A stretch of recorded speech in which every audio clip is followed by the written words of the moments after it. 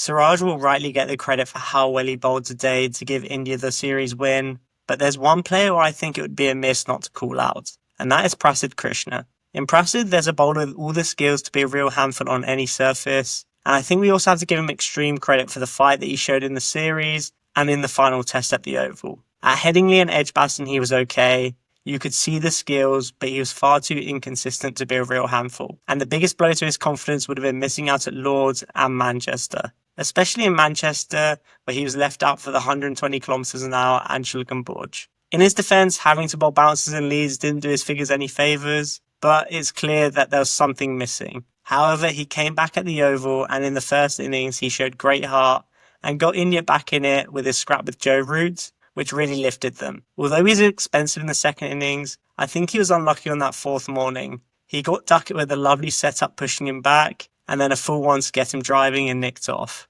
And there was the infamous drop from Siraj, which could have cost India the match.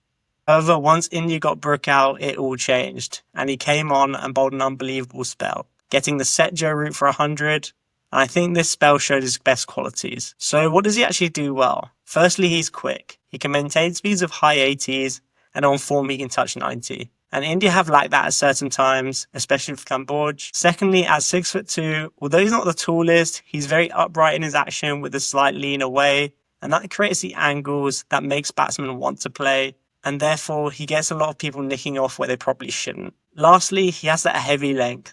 When he's at his best, you feel like the ball's always coming at your body, much like India's fast bowling coach Morni Morkel. And when there's a bit of nip, you feel that he can get players nicking off the back foot or off the front foot with a bit of extra bounce. Ultimately, he's got a few great qualities, which means he can get the best players out when there isn't loads in the pitch, which is what you need at test match level. However, it's clear that the accuracy has eluded him slightly, and you sense that he doesn't always get his release right to get the movement consistently, which is what Siraj can give you. However, looking at his raw attributes, there's certainly a lot to like.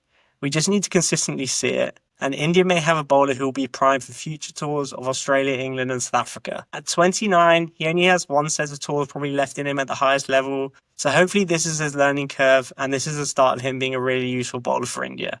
But let me know what you think of Prasidh in the comments. Thanks for watching.